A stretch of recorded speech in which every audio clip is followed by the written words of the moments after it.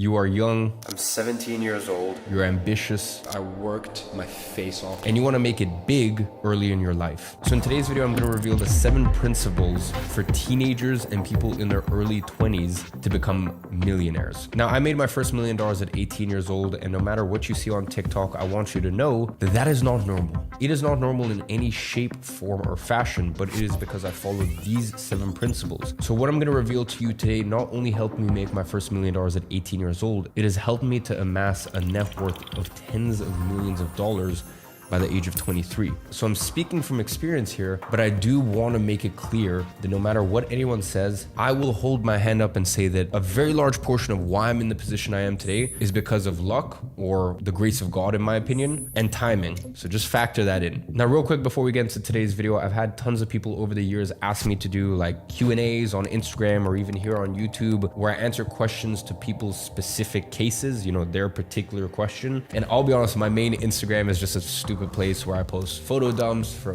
trips, business trips, what's going on in my life, stuff like that. But earlier this year, I created an Instagram account called @talkwithiman. So you can just pull up your phone and request to follow that account. I usually tell my team to let in 1,000 or 2,000 people a week. I try my best, okay? I will hold my hands up. Sometimes I do miss it, but I try my best to do a weekly Q&A, just answering all of your guys' business life questions. So go ahead and follow that account if you want a little bit more business advice. But apart from that, let's get back into the video. The first principle you need to learn if you want to be a millionaire in your teens or your early 20s is that in order to be a king, you must first be a pawn. And this is really the issue with this generation. And I say this generation even though I am included in it, but I grew up with very traditional principles around respect. I come from a background that is a mix between Eastern European and Middle Eastern. So like growing up, you have no option. You learn respect and you learn the pecking order. And I learned from a young age that you respect your elders. And that's why still to this day, I still sit across the table from people that, I'm gonna be very honest with you, are far less successful than I am, but I shut the fuck up and I listen. Because for me, in my culture, you listen to your elders. Now that doesn't mean you need to take everything that they say on board, but you at least listen. And because I grew up in this environment of learning respect, I learned that, hey, you can be a king one day, but in order to be a king, you first need to be a pawn. You first need to be able to earn your stripes. And by the way, I earned my stripes from a very young age. I started my first entrepreneurial ventures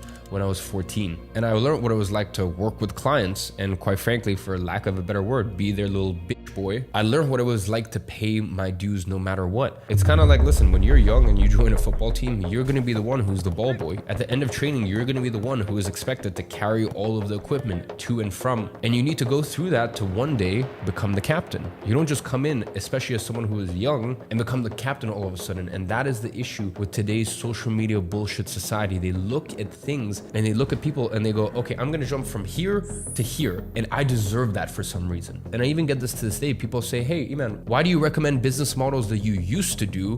Why don't you recommend what you're doing right now? Do you realize how stupid that sounds? Do you realize why I may suggest business models I did when I first started my entrepreneurial ventures, or within 3 years into my entrepreneurial ventures, not now that I am coming up to my 10th year as an entrepreneur? Do you not realize why I would suggest businesses that I started as a pawn, as someone with no resources, no connection, no money, nothing? Do you realize why I suggest those businesses rather than the businesses I have now with millions of followers, subscribers, tens of millions of dollars? Like, I'm sure you can kind of see why I think this is better than this. But this is what I'm saying. The younger generation, they look at things and they're like, no, I want to jump straight to the finish line. You have to earn your fucking stripes. So just remember, to be a king, you must first learn to be a pawn. And there is nothing wrong with that, by the way. There is honor, there is nobility in starting from the bottom of the pecking order, being quiet, respecting the process, and understanding that you will eventually work your way up the totem pole.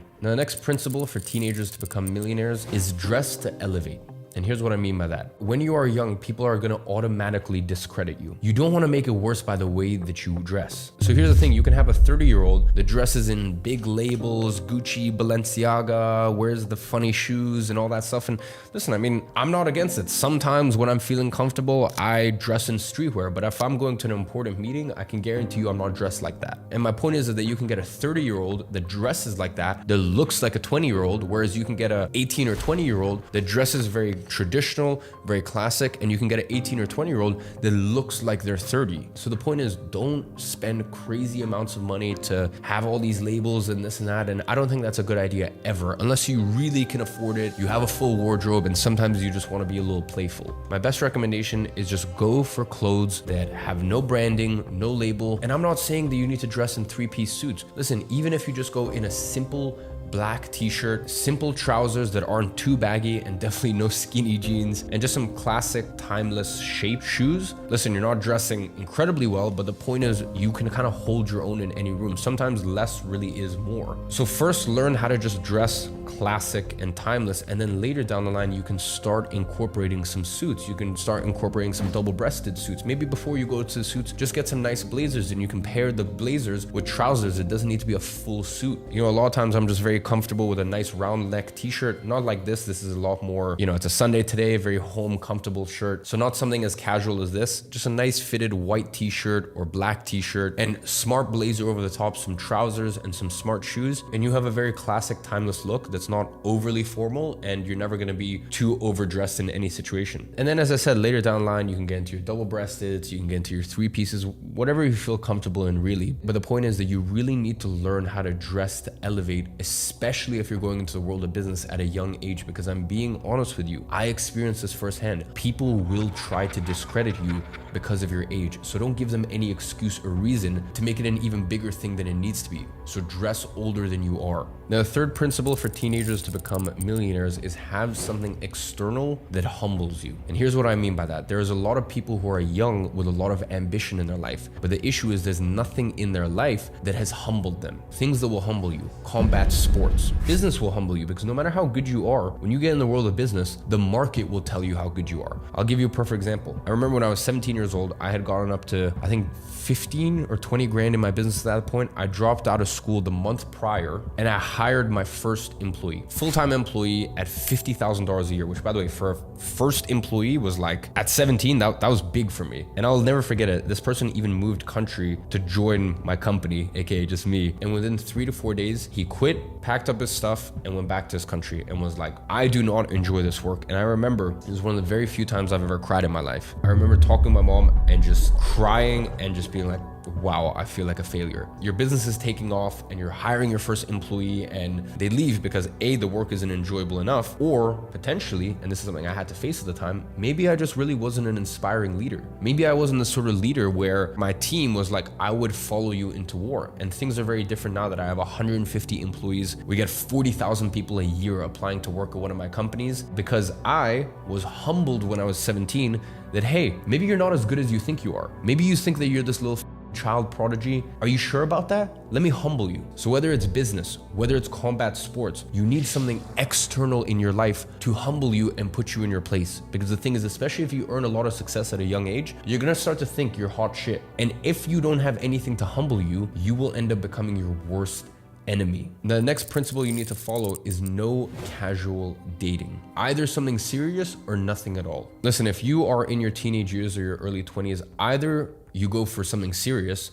no casual dates, no casual flings, stuff like that. Listen, you are a man in your early years. Make something of yourself, and either have a partner early on that will support you through that as something serious, or none of this casual Hinge, Tinder, blah, blah, all this bullshit. None of this casual dating bullshit, because let me tell you something, it is taking you away from your best years to build. And the other thing is, we live in a very brutal dating culture. I'm gonna be very honest with you. So why be 19 trying to navigate this crazy difficult dating culture where there's successful men all around the world that through Instagram and all of these other mediums have access to all these women? Why would you at 19 try to compete with that? Either you have that serious girl that holds it down for you, or don't try to casual date. If you want to casual date and have your fun, and listen, I'm speaking as someone who has had both sides of the equation, and to this day, I still like to have my fun. There's nothing wrong with it, but I put my head down and worked like a dog for years and years. And I remember even being 19, 20 and being a multi-millionaire. And I said to myself, what's the point of me really focusing on women and having fun and enjoying myself with all these women when girls don't want guys who are 19 or 20? And you need to understand this. As a guy, you become most attractive once you get past the age of 25. Really from 25 to 35 is when you're most attractive to women. And it really only starts at 25. So I remember even being 19 or 20 and I'm like, yes, this is great. I'm a multi-millionaire. I'm all these things. But like, let me just keep working. Like I'm on a roll. I got momentum. Let me just keep this going rather than trying to have the most fun and date girls and blah blah and all this crap. So as I said, no casual dating. Either you are dating someone serious that you're like,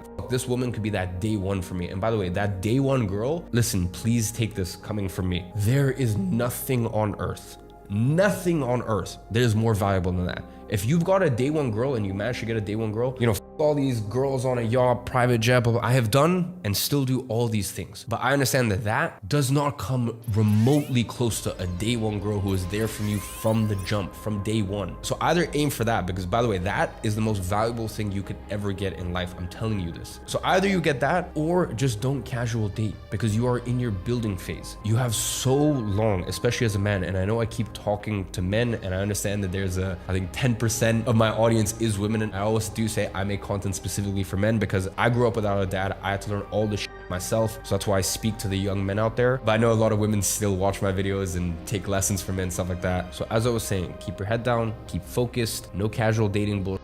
And then once you made something of yourself, pop your head up and then you can have a little bit of fun before eventually, hopefully one day you find your actual queen. Principle number 5 is keep your circle small, but your influence large. And here's what I mean by that. There is nothing wrong with many people knowing you or with you having many acquaintances, but you should have very few friends. And here's the thing, most people in this bullshit fake life don't know the difference between an acquaintance and a friend, because most people don't understand what true loyalty is. They are around people that they don't like. They're around people for clout or money and this and that. And that's why, by the way, it's so important to get yourself strong first. So this way, people later down the line can't throw money or women or clout at you and you're impressed by it. You need to make yourself strong. You need to make yourself a fortress. But back to the point, keep your circle tight, but your influence large. Many people can and should know of you. And I'm not talking about having a massive social media following or this or that. I just mean even in the industry you're in, never unnecessarily burn bridges. Always be very polite and courteous to people, but always understand that you can probably only have a select handful of true friends, true brothers in arms, true people that would love you and do anything for you. That's a very, very small circle. So your circle of influence can and should be large, but keep your actual circle solid and full of good people. The next principle you need to follow is that God will always test you to see what you can handle, and if you can't, he will take it away from you. And this is very, very important, because becoming successful and making your first million in your teens or your early 20s, that's great. Congratulations. Can you keep it now? And not only can you keep it, can you multiply it? Because that's a lot of pressure. Listen, if you make your first $1 million when you're 18 or you're 20 or you're, even 23, that's great, but that's a lot of pressure. Every year after that, can you hold that same standard? So you need to understand that God, if he blesses you, if he gives you that million at a young age, he's gonna see if you can handle it. He's gonna see if you can humble yourself. That's why earlier I told you, have things external in your life that will constantly humble you. Business, martial arts, setting challenges for yourself and seeing if you can accomplish things that really make you dig deep. Because here's the thing, if you don't have these external things to humble you, if you don't humble yourself, God will humble you. And when God humbles you, it's with a ferocity you can't even imagine, because you're not ready for it yet. As quickly as it's given, it's taken away, and you need to understand these things. So as long as you go into it with a mindset that when you make your first million, you're not gonna be driving around in the G-Wagon and you're gonna go to the bank like a idiot and take out $30,000 in cash so that way you can do an Instagram story where you spread all the money in your hands, and now all you do is listen to Lil Baby in your rented G-Wagon and pop bottles at the beach club, and now your business is just on autopilot. God will put you in your place. So before that happens, put other things in place. I've already given a few, but even if you can get an older mentor, an older confidant to look at you and be like, you ain't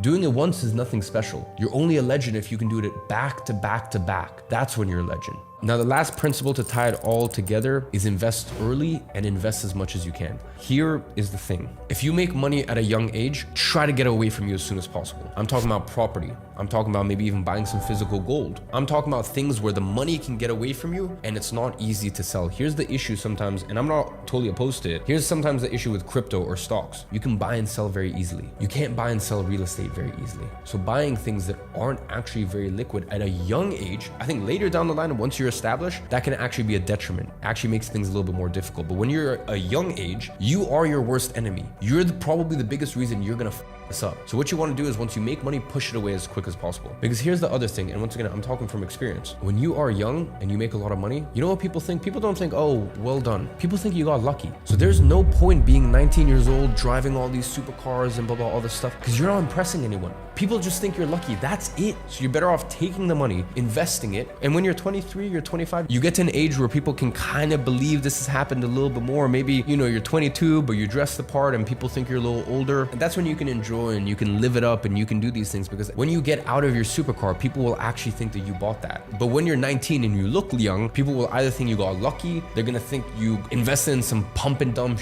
coin, or they're gonna think daddy's money. So while you're trying to flex, and let's be honest, if you're young and you're buying these supercars, you're probably trying to flex. It's not even having the intended effect. So just tell yourself, you know what? Any money that comes in, I'm gonna invest as much as I humanly can. I'm gonna make myself solid, and I'm gonna enjoy these things a little later down the line. So ladies and gentlemen, I present to you these principles as someone who can speak to you more realistically, because let's be honest, a lot of these YouTube videos you watch online are some 50-year-olds that lived in a different generation and don't understand that, hey, there's nothing wrong with wanting beautiful women around you. There's nothing wrong with wanting money, having nice cars, all these things. There's nothing wrong with that. But there's a way to do it. There's a time and a place. So I'm just coming here and speaking to you guys from experience and trying to meet you guys at where you are, which is not trying to shame you for the things that you want in life, but just telling you that there's a way to do it and there's a right timing to do things. So as I said, I hope this has been of value to you. As a reminder, I'm a little bit more active on that Talk with Iman for actual sort of business Q&As. So go ahead and follow that account. And as always, I'm watching from afar and I'm rooting for you.